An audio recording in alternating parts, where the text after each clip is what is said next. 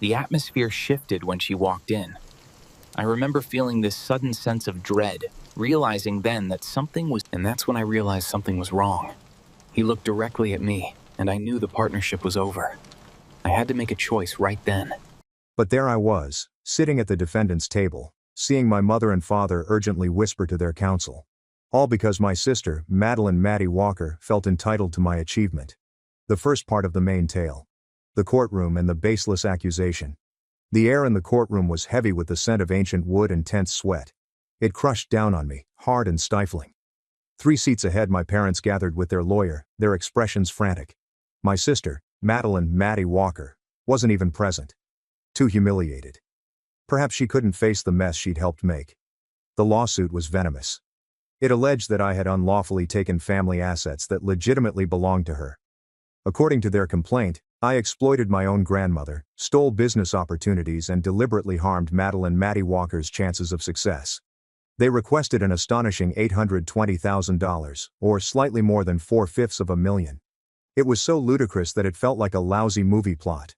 The truth was that I had received $82,000 from my grandmother, Eleanor Walker. Yes, I had invested well, but my successful business was established over years of hard effort. Their math evidently comprised saying I owed them the inheritance back, as well as damages for Madeline Maddie Walker's lost earnings. As if her failure to start a profession was somehow my burden, fault or debt to repay. The sheer boldness of the situation was astonishing. The complaint included ludicrous specifics. They claimed I poisoned Grandma Eleanor Walker to harm the family by visiting her alone in the hospital, preventing other relatives from spending time with her. In truth, the hospital had open visiting hours.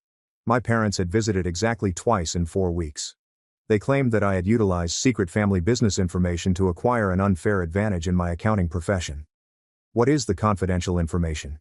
My parents worked in pharmaceutical sales and dentistry practice management. Nothing closely related to my client base or services.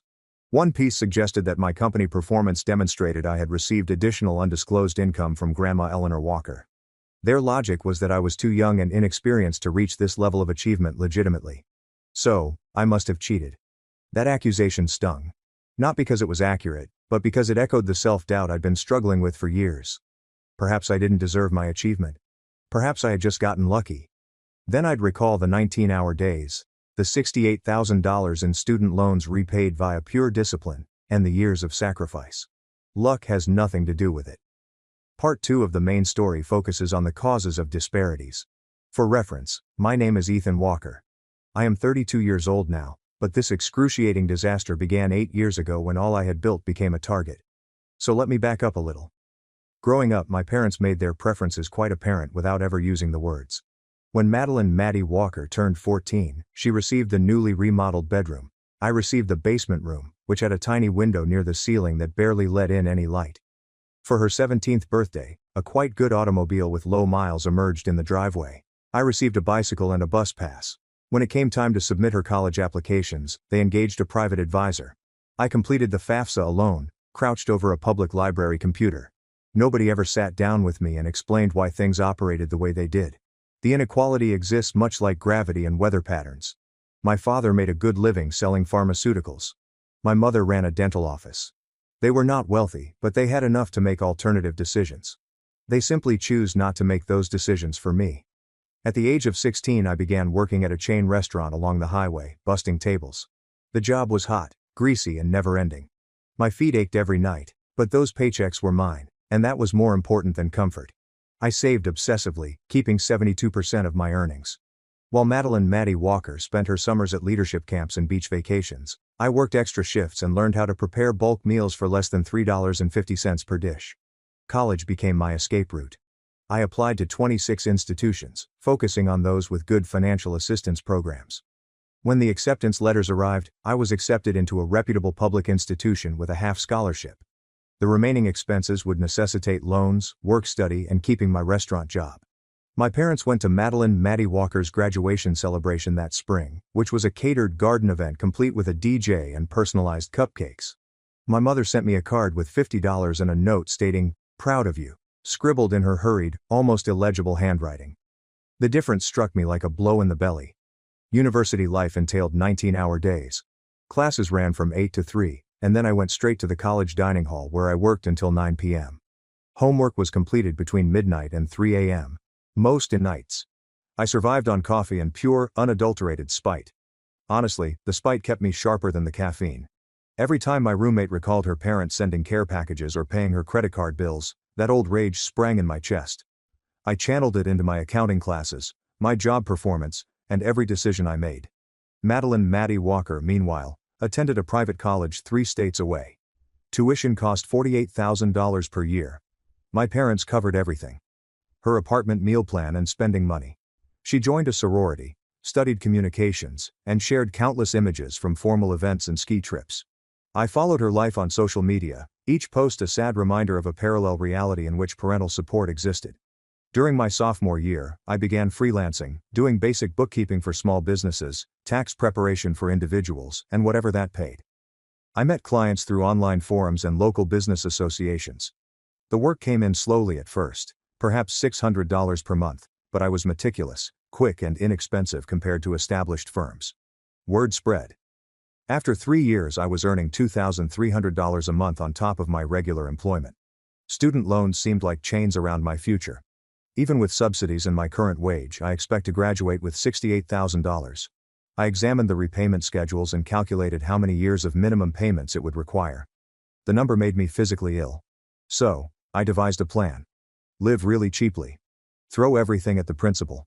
Finish this nightmare as quickly as humanly feasible. My first post-graduation flat was a studio in a bad neighborhood. $450 per month, which includes utilities. The building had insects and inconsistent heat. But I didn't mind. I worked my accounting job from 6:30 to 3:30, then freelanced until midnight.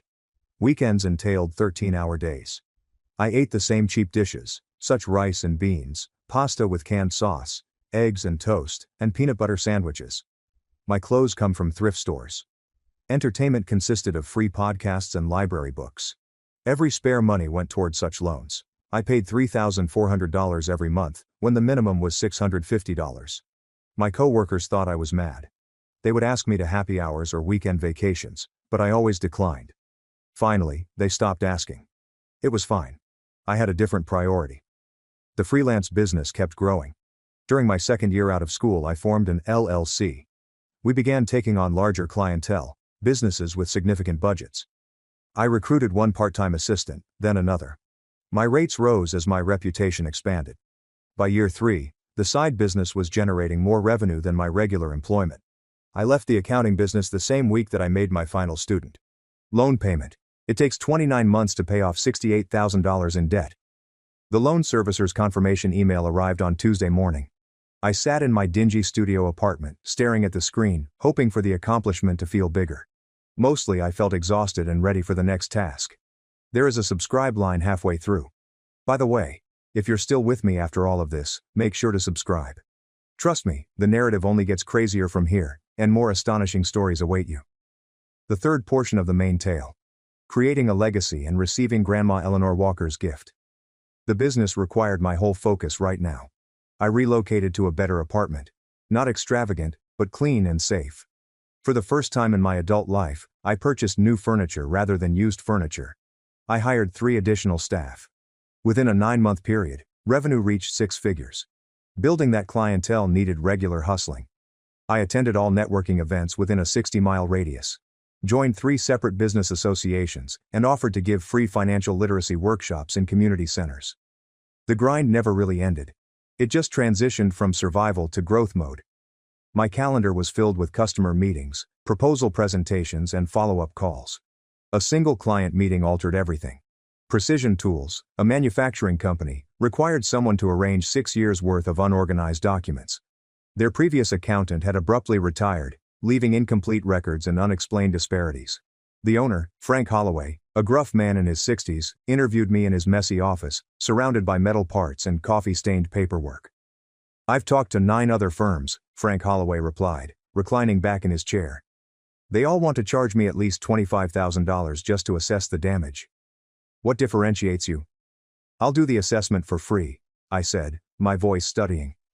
"Give me 3 days for your records. If I can't figure out what's going on, you owe me nothing. If I can fix it, we can negotiate a fair charge based on the actual work required." Frank Holloway looked at me for a long minute. You are either overconfident or foolish. A touch of both possibly, I responded with a faint smile. He chuckled and shook my hand. That assessment took me 72 hours over a very long weekend.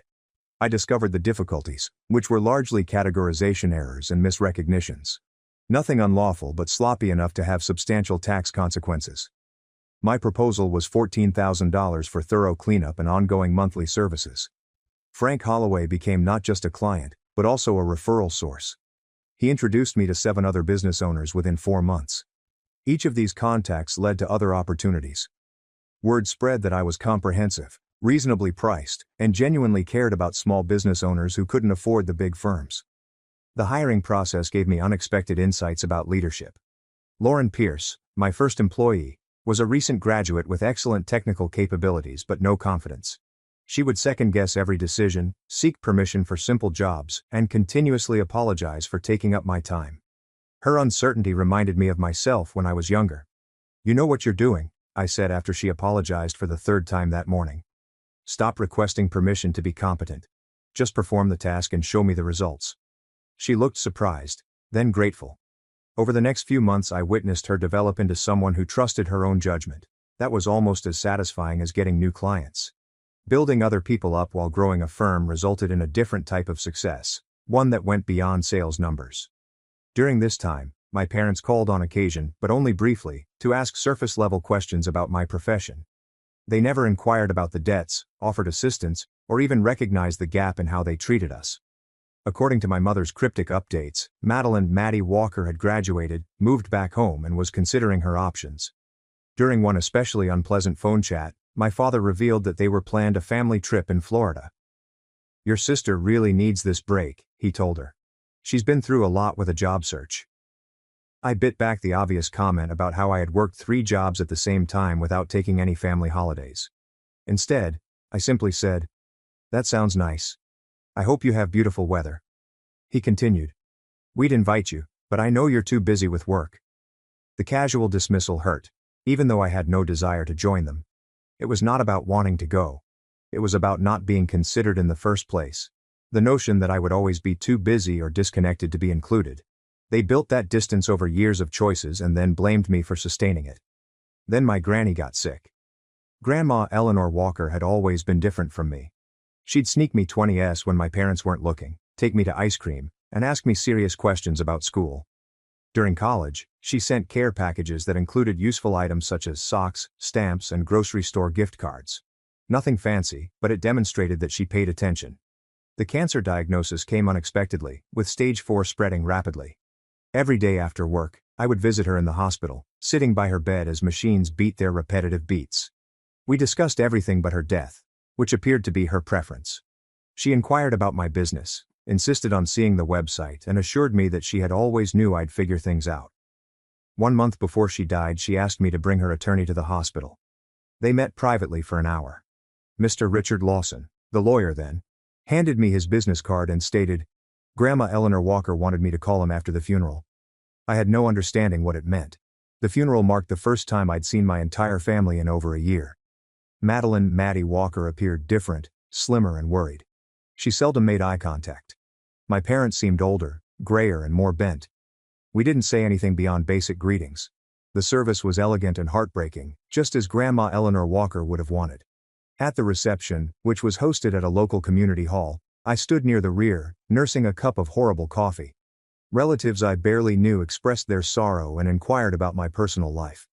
I kept my response modest, not wanting to invite the obvious comparisons to Maddie Walker's, who was investigating her options. My Aunt Susan Miller confronted me near the dessert table. She was my mother's sister, and she was the warmest and most sensitive member of the family. You're doing well, she replied. It wasn't a question. I replied thoughtfully. Eleanor was proud of you. She told me this numerous times. She claimed you had more grit than anyone she had ever known. Something caught in my throat. She never mentioned that to me. She didn't want you to feel pressured by her expectations. But she was aware of everything you were doing, including the loans and the business. She was aware that your parents handled you and Maddie Walker differently. I looked across the room to my mother, who was blotting her eyes with a tissue and getting compassion from neighbors. Did she ever tell them anything about it? Susan stepped aside when they became defensive, claiming they were only supporting each child based on their own needs. Eleanor did not press any further. Family peace was important to her, even if she disagreed with the decisions made. We stood in comfortable silence for a bit, watching the crowd depart slowly. "Thanks for telling me," I finally said. "You deserve to know." This is part 4 of the main plot. The unraveling betrayal. Mr. Richard Lawson phoned me 5 days later. His office was located downtown, in one of those ancient buildings with lofty ceilings and creaky wooden floors. He sat behind a large oak desk, reading spectacles perched on his nose, and informed that my grandmother had bequeathed me $82,000. The remainder of her estate, in nearly equal proportions, went to my parents and aunt. I sat shocked, absorbing the information. $82,000. It was the most money I had ever had at one time. Most significantly, it provided affirmation. Validation from the one family member who saw my struggle and cared enough to help. "She wanted you to have options," Mr. Richard Lawson explained. "These are her words, not mine. She said that you had earned the right to some breathing room. I paid $35,000 as a down payment for a tiny house in a developing community. The mortgage was cheaper than the equivalent rent for a comparable property. The remaining funds were invested in the company, covering the cost of an office lease and new equipment. Within 6 months, income had doubled again. My parents learned about the inheritance when I mentioned buying the house during a rare phone conversation. My mother's tone changed quickly, becoming stern and inquisitive. How much did Grandma Eleanor Walker leave me? Why hadn't I informed them? What was I going to do with all that money? I kept my responses generic, detecting something odd with her line of questions. The conversation concluded awkwardly. 3 days later, Maddie Walker called. We had not spoken personally in almost a year. "Mom told me about Grandma's money," she said without explanation. "That is not fair, Ethan Walker. She should have divided it equally amongst us. She made her own decisions concerning her money." I replied calmly, despite the fact that my blood was boiling. "You always had to be unique, didn't you? Always had to make the rest of us appear horrible." The accusation was so ludicrous that I almost laughed. "I made you seem horrible, Maddie Walker. I worked through college while you partied on your parents' dime.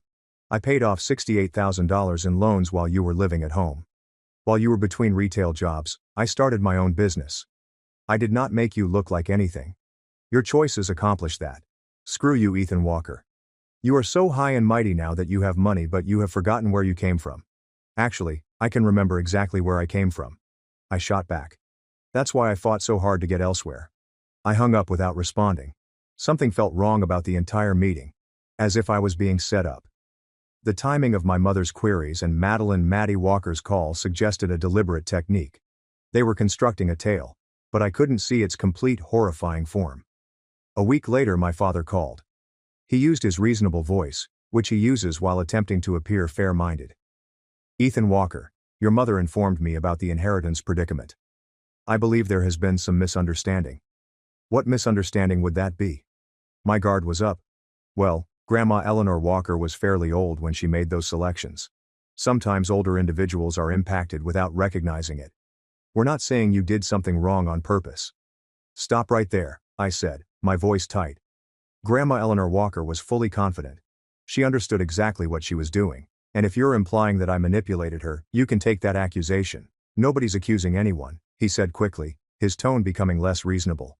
"We're just concerned about fairness. Maddie Walker is struggling financially, and it seems like the family should help each other." "Then help her. Oh wait. Use the money that Grandma Eleanor Walker left you. You've already spent it, right?" "On what exactly?" Silence on the other end. I hit something true. "That is our business," he finally stated, his voice cooler and sharper. "And my inheritance is mine. We're finished with this conversation." The following few months saw explosive growth for the company. I landed 4 major clients, all of which were mid-sized businesses in need of comprehensive financial management. I hired 2 more accountants and moved to a larger office space. My team was achieving goals that I could only have imagined 3 years ago. Then Maddie Walker's life collapsed. Since graduation, she'd worked in a variety of retail and administrative positions, never staying more than 9 months. According to family gossip filtered through my aunt, she had also become involved in a multi-level marketing scheme, one of those companies that promises wealth through recruitment. She had persuaded my parents to invest $22,000 in her business. The entire thing collapsed predictably. The company had to deal with lawsuits. The structure was exposed as predatory, and everyone suffered financial losses. Maddie Walker had apparently gone into debt to maintain the lifestyle promoted by the scheme, which included purchasing inventory and attending conferences. The financial fallout was severe. My mom called me on a Saturday morning. "Your sister needs assistance," she stated without greeting. "We need you to lend her some money so she can get back on her feet." "How much are we talking about?" My heart sank. $55,000 would pay off her debts and provide a cushion for a fresh start. I nearly laughed. $55,000 was requested as if it were a casual favor. "I am not doing that, Ethan Walker. She is family. She made mistakes, but she deserves another chance. She's had nothing but chances. I'm not going to fund her poor decisions." My mother's voice became cold. Cutting. "We gave her the investment money because we believed in her. You received Grandma Eleanor Walker's inheritance due to manipulation. The least you could do is help your sister right now." Manipulation. My hands were trembling from wrath. "I went to see Grandma Eleanor Walker in the hospital. I spent time with her. That is not manipulation. That is caring for someone. You knew she had money. You've positioned yourself to benefit." I hung up. My hands were shaking with rage, but also something else. Fear, perhaps. The claim was ludicrous, but the fact that she made it at all indicated that something worse was coming. 4 weeks later, I received a letter from an attorney's office that I did not recognize. A legal complaint with numerous pages and thick wording. My parents and Maddie Walker were suing me for unjust enrichment, elder abuse, and malicious interference with family connections. They alleged that I had isolated my grandmother, poisoned her against them, and improperly collected inherited funds that should have been dispersed evenly. I quickly called my own attorney, Daniel Cross, who had previously assisted me with commercial contracts. He read the allegation over the phone, occasionally sounding doubtful. "This is weak," he said ultimately. "Very feeble. They are making accusations without evidence. Your grandmother had the legal authority to disperse her assets in whatever way she wished. They have nothing until they can prove you pressured her or she was not mentally competent. Can they prove either of those? Did you coerce her? Was she mentally unfit?" I asked, my voice barely audible. "No, and no."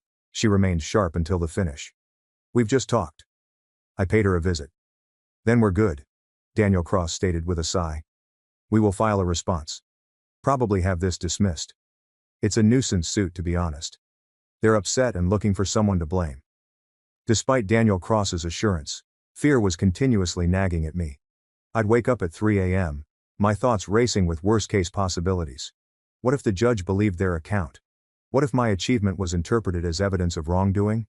What if the legal fees bankrupted the business I'd fought so hard to establish? The first few weeks following receiving the complaint were especially unpleasant. I'd be in customer meetings trying to concentrate on financial projections while my mind slid into legal nightmares. Lauren Pierce noticed my preoccupation during a team meeting where I completely lost track of the subject. "Are you okay, boss?" she inquired after everyone else had exited the meeting room. I considered deflecting, maintaining professional boundaries, but the stress was becoming unmanageable and pretending otherwise helped nobody. "Family lawsuit," I remarked with a smile. "They claim I manipulated my grandmother," Lauren Pierce said, her eyes widening. "That is absurd. What are you planning to do? Fight it? Win it? Continue working through it? If you need anything," she asked, her voice firm. "Extra hours spent on additional clients. Just ask for anything that would help. We have your back." Her loyalty meant more than she probably understood. I had created a team that truly worked as a team, something my original family had never accomplished. In comparison to my relatives, these people knew very little about me. Nevertheless, they provided more genuine support than I had experienced in 30 years of family membership. The lawsuit went on for several months. My parents' attorney, a shady man named Harold Whitman, filed motion after motion, each one more ludicrous than the previous. They wanted my company records, saying that I had used inherited funds to unjustly compete with Maddie Walker's business enterprise. They requested my bank statements from the previous 7 years. They asked for depositions from my staff, clients, and even my landlord. Daniel Cross battled everything, but it was exhausting and costly. Legal fees increased. I had to spend hours writing responses, gathering documentation, and recalling every interaction with my grandmother. The tension has an impact on my sleep, job, and health. I shed 18 pounds without trying. One deposition strikes out as very bizarre. Whitman questioned me for 7 hours straight, circled the same issues repeatedly, looking for inconsistencies that did not exist. He'd inquire about a hospital visit from 4 years ago, wanting specific times and conversation specifics. When I couldn't remember if I came at 2:20 or 2:40 on a random Tuesday afternoon, he'd act as if I had lied. "So you acknowledge that your time frame is unreliable?" he'd say, as if the anticipated arrival times revealed a massive plot. Daniel Cross would object. We'd go off the record and return to more circular questions. At hour 4, I wanted to shout. By hour 7, I was feeling completely empty. This was my family doing it. People who had known me my entire life, had seen me grow up, and knew I was incapable of the manipulation they claimed. Yet here we were in a windowless conference room, acting out their desperate illusion. The worst thing was betrayal. My parents, the people who had given birth to me, were attempting to ruin what I had built through nothing but hard work and dedication. They had prioritized Maddie Walker's comfort over basic fairness throughout my upbringing, and now they sought to punish me for achieving despite their negligence. The discovery phase showed the full scope of their financial issues. Maddie Walker, was $78,000 in debt and approaching bankruptcy. My parents had refinanced their home twice, the second to pay her MLM losses. They were overdue on their payments and faced foreclosure. The litigation was not about justice or fairness. It was a desperate money grab, pure and simple. During his finding, Daniel Cross came across something more. My mother and Maddie Walker exchanged emails about a week after my grandmother died, debating how to handle the inheritance problem. They've been preparing this since the beginning, looking for ways to contest the will or blame me for their exclusion. Daniel Cross showed me the email chain and said, "We can use this."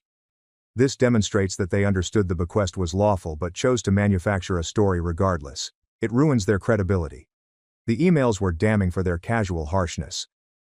My mother had written, "If we can show that Ethan Walker isolated Eleanor from the family, we may have grounds for undue influence. V should document every incidence of him monopolizing her time." Maddie Walker responded, "What about the business? Can we claim that he utilized her money to get an unfair advantage? That would explain why he's performing better than me." Reading about my own family's plans to damage my reputation felt unreal. These were folks who had known me since infancy, had witnessed my struggles and successes, and knew the truth about my connection with Grandma Eleanor Walker. However, they were willing to manufacture an entirely bogus narrative since Maddie Walker's poor decisions had unfavorable effects. Daniel Cross painstakingly prepared our defense, creating a timeline that established my long-standing relationship with Grandma Eleanor Walker.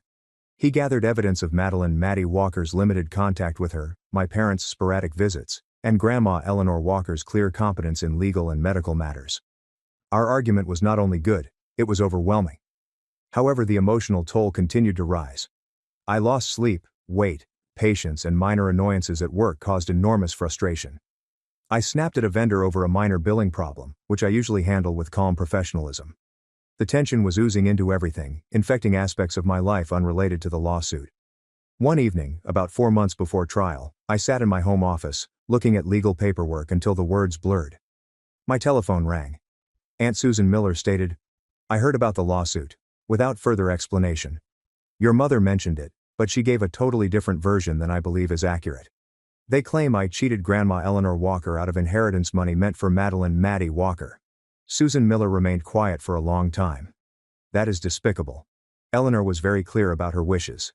She explained plainly why she was leaving you that money. Would you be willing to testify on that?"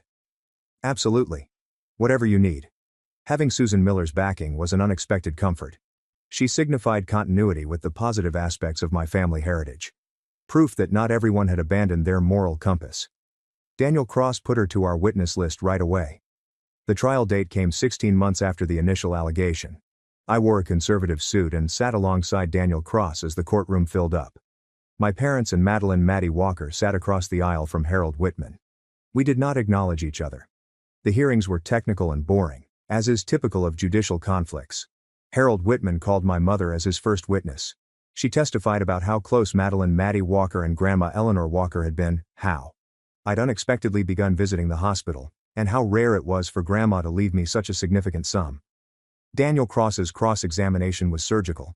He had hospital visitation logs that showed I had been there every day, whereas Maddie Walker had only visited twice. He had phone records that showed I had been calling Grandma on a regular basis for many years. Mr. Richard Lawson testified regarding Grandma Eleanor Walker's obvious mental condition and her stated preferences.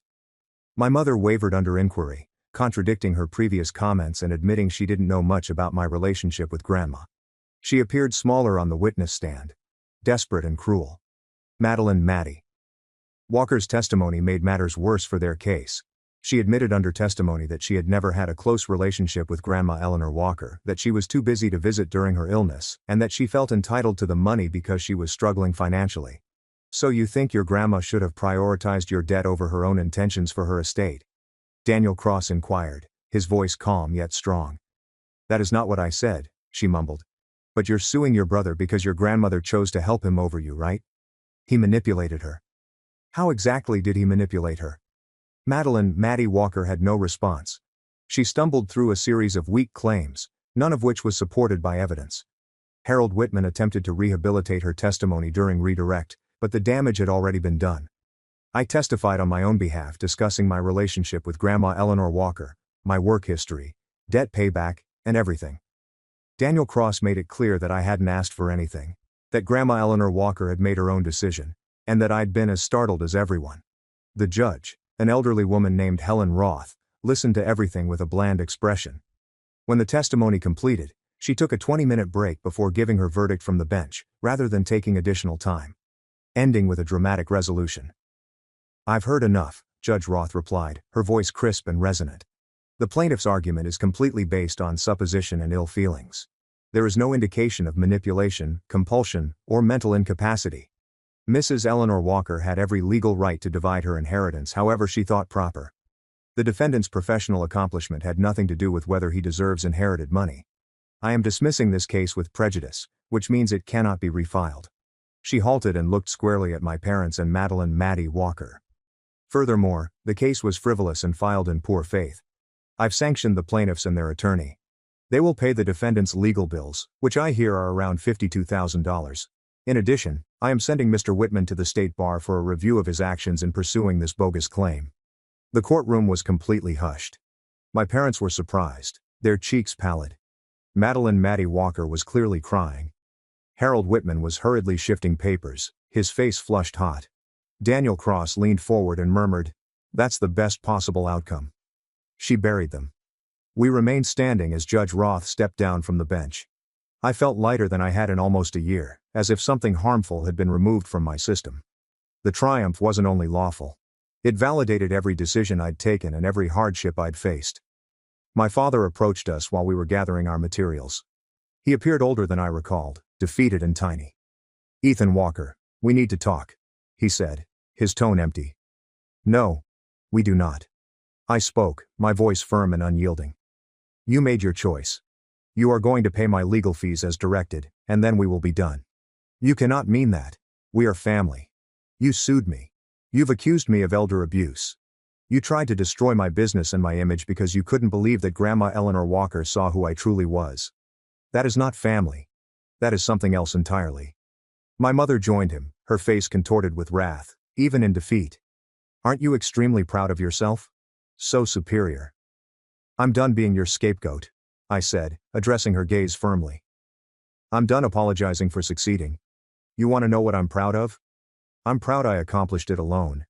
I'm proud I didn't need you." I walked out with Daniel Cross, leaving them standing there, bewildered and broken. The courthouse stairs were busy with people arriving and departing, everyday life continuing around my minor drama. The afternoon sun was strong, nearly blinding after the dim courtroom. "What now?" Daniel Cross asked. "Now," I said, a long breath filling my lungs. "I go back to work. I keep building what I started." The legal bills arrived in my account 7 weeks later, garnished from my parents' salary and Maddie Walker's little income. I didn't feel victorious seeing the money. Mostly I felt tired and melancholy, sad at what may have been different. The business continued increasing. I hired more workers, opened a second office, increased services. My narrative got slightly recognized in local business circles. The boy who constructed something from nothing while fighting a family lawsuit. It drew unexpected clientele, people who respected the resilience. My parents lost their house 9 months after the trial. The financial strain from legal bills combined with their current troubles created an impossible situation. They moved into a rental property in a cheaper region. I found this through my aunt, who nevertheless maintained touch with me despite familial pressure. Your mother asks about you, Aunt Susan Miller observed during one of our monthly coffee meetings. She won't acknowledge she was wrong, but she's wounded that you've cut them off. She sued me for little over $750,000 based on lies. What response did she expect? She's your mother, Ethan Walker.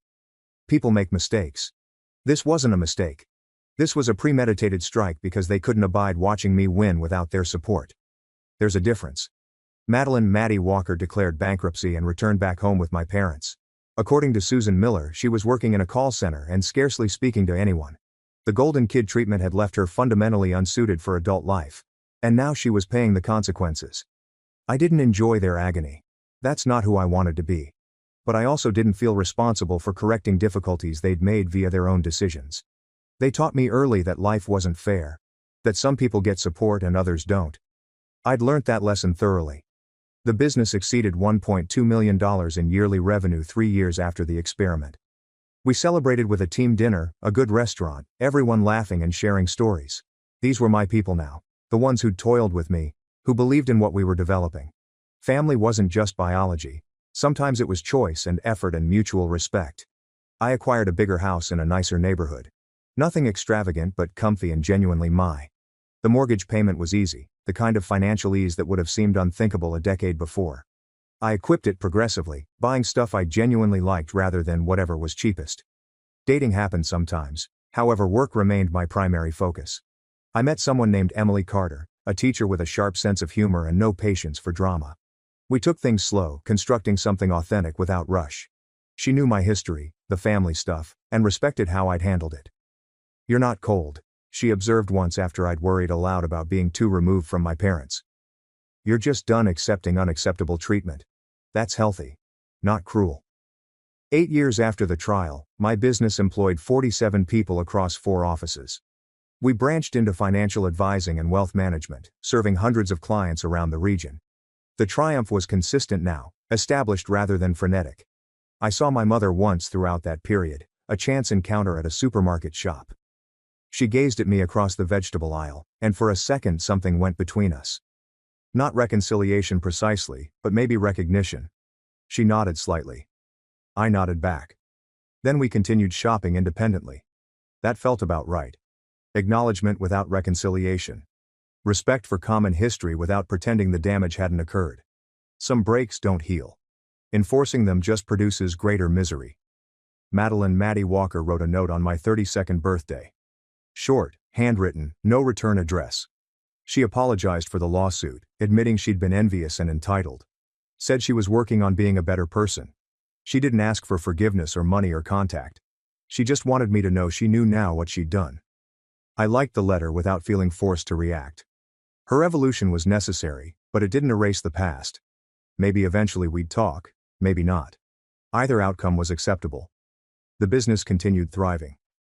I started mentoring young individuals from challenging situations, kids who reminded me of my younger self. I helped them navigate college applications, analyze financial aid offers, grasp debt payments. I explained what I'd learned about developing something from nothing.